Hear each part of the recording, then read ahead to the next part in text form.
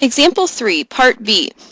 We're given the graph of a rational function, and we're asked to find domain, range, intercepts, and asymptotes. So we know this is a characteristic rational function because we see these imaginary boundary lines, these vertical and horizontal asymptotes. And in this case, we can see there's three branches, three pieces to this rational function, and you can see the pieces fit in the grid that's formed by those asymptotes. So let's first look at the domain. So as we trace left to right, all the way left, so we go from negative infinity, and then we get closer and closer to this x value of -3, but then we never cross. We see that split in the graph. And then we pick up just past -3. This branch picks up and goes all the way over until we get to +3, and there's another split in the graph. And then we pick up just past a +3, and this branch continues infinitely to the right.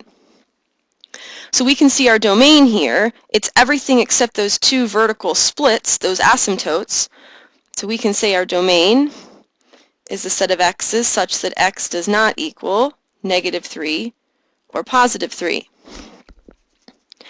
Then our range, if we trace from the bottom to the top of our graph, so we've got two branches here that go down from negative infinity. Now we trace up, and we can see there's this split now horizontally in the graph, right here when the y value is -2. Then the graph picks up above that asymptote, and it actually picks up here at a y value of -1. So then it continues from -1 infinitely on both sides here, it goes up to positive infinity. So we can say our range is going to be the set of y's such that, now first we'll say, now there's not just splits, we're going to have to describe the location of these bottom branches and the top branch. So we'll say from negative infinity up until -2, this split. So negative infinity to -2 we can describe by saying y less than -2. But then we have another branch that picks up not just above the asymptote, but actually doesn't start until -1. So then we can say everything from -1 to infinity. So if we use our set notation with the inequalities, we'll say or y greater than or equal to -1. Now this graph, we've got intercepts here because our asymptotes do not correspond to the axes. They're shifted from the axes. So we can see that this graph does cross the x-axis. We can see right here and here at 2 and -2. So we have intercepts of -2, 0 and +2, 0. And then we also have a y-intercept that we located here at -1. So we have another intercept, 0, -1. And we already talked about, we can see our horizontal asymptote, this horizontal split in the graph when the y value is -2. So we've got a horizontal asymptote of y equals -2.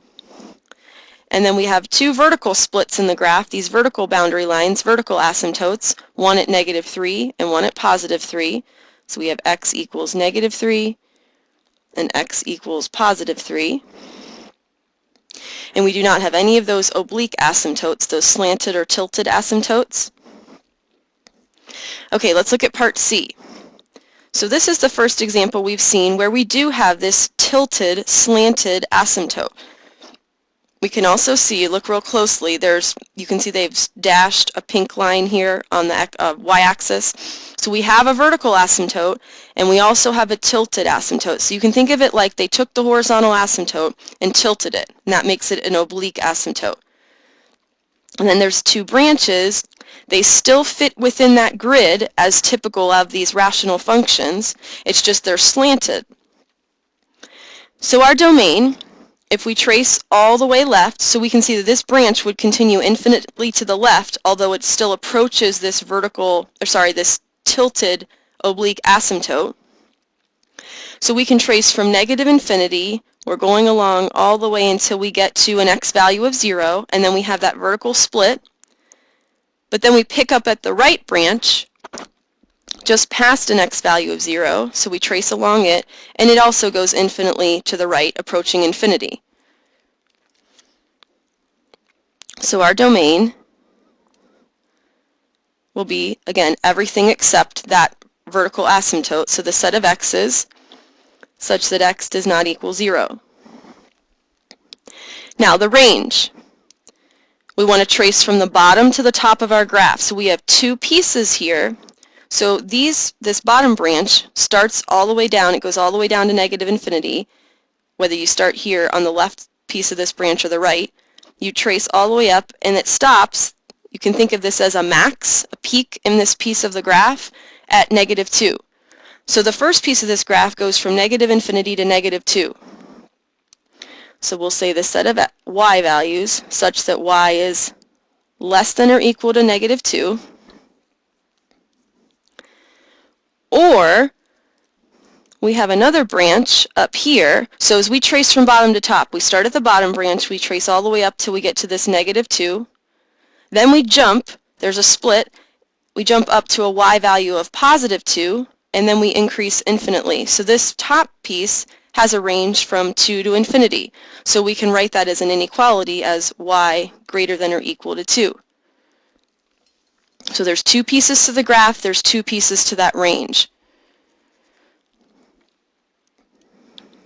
Now our intercepts, again, we can see because of the way that these asymptotes fall, so one is on the x or on the y-axis, so we know there's no y-intercept. And then the way that this is tilted, this asymptote is tilted, we can see there will be no x-intercepts either. Now, because we have the tilted oblique asymptote, that means we will not have a horizontal asymptote. So your graph will either have horizontal or oblique, or it could have neither, but it won't have horizontal and oblique. So we can say right now we have, and now we say our vertical asymptote on the axis, on the y-axis, x equals 0. Now, the line, our tilted asymptote here, because it's not a vertical line, we can write it in the our form mx plus b. So we need to find the slope and y-intercept of this line. So we can see the y-intercept is 0.